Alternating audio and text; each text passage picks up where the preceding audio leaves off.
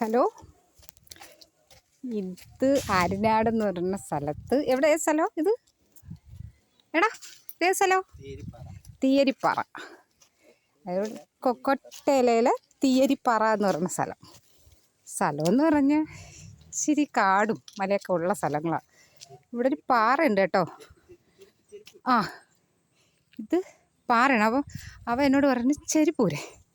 ഞാനങ്ങ് ചെരിപ്പൂരിട്ട് ദേ ഇത് കണ്ടോ, പാറ നല്ല വിശാലമായൊരു പാറയാണ്. ഇച്ചിരി പൊക്കത്താണേ ആ പാറയും. വാ ബ്യൂട്ടിഫുൾ. അത് ഇവിടെ വന്നിരുന്ന് കഴിഞ്ഞാൽ എന്തോ ഒരു മനസ്സിനകത്തൊക്കെ നല്ലൊരു കുളിർമയും പറയാൻ തന്നെ ഇതില്ല കേട്ടോ. ഞങ്ങൾ കുഞ്ഞമ്മയെ കാണാൻ വന്നതാണ്. അമ്മയുടെ ഒരാഗ്രഹം അനിയത്തി ഒന്ന് കാണണമെന്ന്. അങ്ങനെ വന്ന് തെന്നത്തൊന്നുമില്ല, കണ്ട ഒരു വഴക്കിലാണെന്ന് തോന്നും കേട്ടോ. നോക്കിക്കേ, നല്ല ഭംഗിയാണ് കാണാൻ അമ്പലം. ഞങ്ങളുടെ കുഞ്ഞമ്മയുടെ മോനെ കൂടെ ഇതൊക്കെ കാണിക്കാൻ വേണ്ടി കൊണ്ടുവന്ന് അവന് പെട്ടെന്ന് ഇതെടുത്ത നല്ല കണ്ടോ, നല്ല ഒരു പ്ലേസിങ്.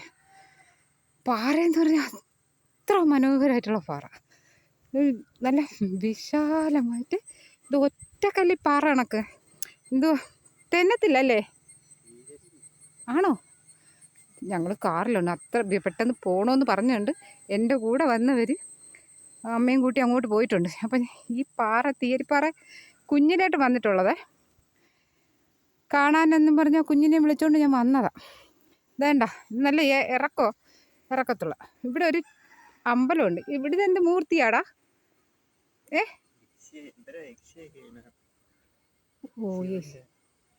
ഇവിടെ യക്ഷിയമ്മയും ശിവനുമാണ്. ഈ സമയത്തൊക്കെ ഇങ്ങോട്ട് വരാമോ എന്ന് എനിക്കറിയത്തില്ല. ഭഗവാനെ, എന്തായാലും നമുക്കവരെ ശല്യം ചെയ്യണ്ട. പക്ഷെ എന്തെങ്കിലും എനിക്ക് സംഭവിക്കുമെന്ന് എനിക്കറിയത്തില്ല. എങ്കിലും ഞാനിത് നിങ്ങളെ കാണിക്കാൻ പറഞ്ഞുകൊണ്ട് എടുത്തതാ. ദേ ആൾത്തറയാണ്. ഈ പാറയുടെ മുകളിലൊരു കുളമുണ്ട് കേട്ടാ. പറ്റൂ ഇത്? വെറിയത്ത് പറ്റുന്നതാണോ? അതെ, ഈ മഴത്ത് എന്താണോ വെള്ളം കാണും, എപ്പോഴും വെള്ളം കാണും അല്ലേ?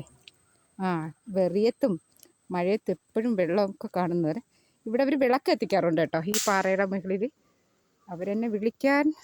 അവിടെ ഒരു മൂർത്തി ഇരിക്കുന്നുണ്ട്. നോക്കിക്കേ, ഇവിടെ ഒരു മൂർത്തി. അതായത് പാറ അതിവിശാലമായിട്ടുള്ള പാറ. അതാണ്ടോ,